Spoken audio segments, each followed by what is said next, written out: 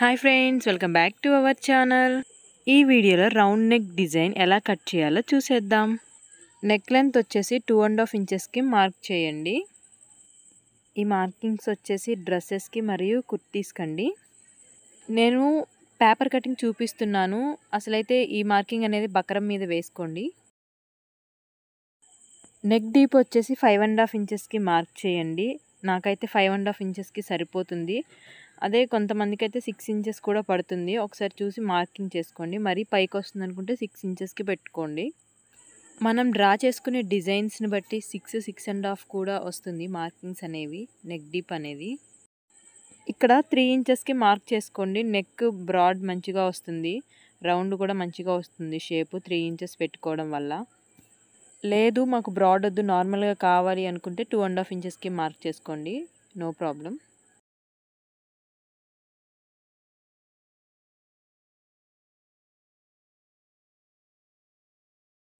పైన షోల్డర్ దగ్గర ఒక 1/2 ఇంచ్ ఖర్చులోకి పోతుంది. సో అక్కడ ఒక మార్క్ చేసుకొని ఒక లైన్ అనేది డ్రా చేయండి.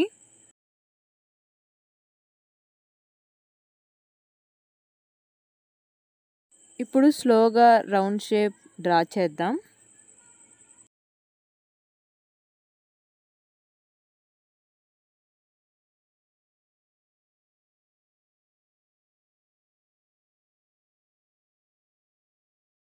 ఈ విధంగా రౌండ్ షేప్ డ్రా చేసిన తర్వాత ఎక్స్ట్రా 1 ఇంచ్ మార్క్ చేసుకోండి.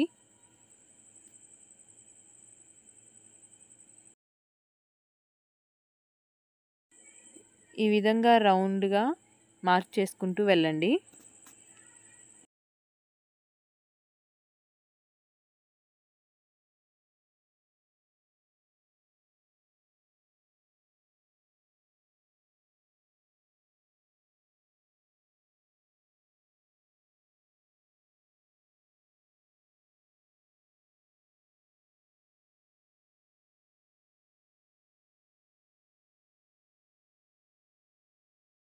ఇప్పుడు ఈ చిన్న చిన్న మార్కింగ్స్ని కలుపుకుంటూ రౌండ్ షేప్ డ్రా చేద్దాం.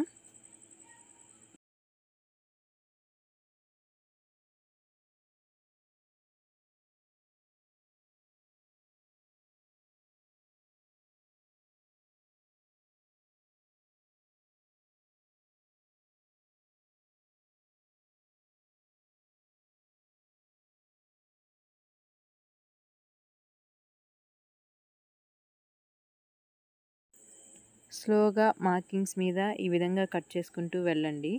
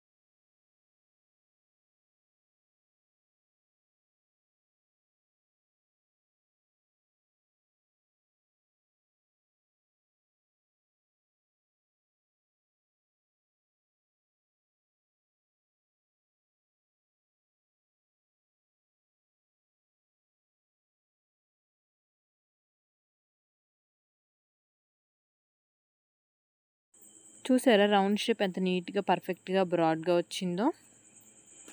నేను పైన ఈ విధంగా ఎందుకు వదిలిపెట్టానంటే మనం వేరొక క్లాత్ మీద పెట్టి స్టిచ్ చేసినప్పుడు మార్కింగ్స్ అనేవి కరెక్ట్గా అటు ఇటు ఎక్కువ తక్కువ రాకుండా ఉంటాయని నేను ఇలా పైన వదిలేశాను. మనం ఈ కట్ చేసిన డిజైన్ని ఒక క్లాత్ మీద కానీ పెట్టి లేదా లైనింగ్ క్లాత్ మీద పెట్టి ఐరన్ బాక్స్తో ఐరన్ చేస్తే స్టిక్ అయిపోతుంది. సో ఈ కార్నర్స్లో ఒక స్టిచ్ వేసుకుంటూ రివర్స్ తీసేస్తే అయిపోతుంది అన్నమాట. ఈ రౌండ్ నెక్ డిజైన్ చాలా అంటే చాలా సింపుల్ అండి. మీరు కూడా ఒకసారి ట్రై చేసి ఎలా వచ్చిందో కామెంట్ చేయండి friends. Please support and subscribe friends.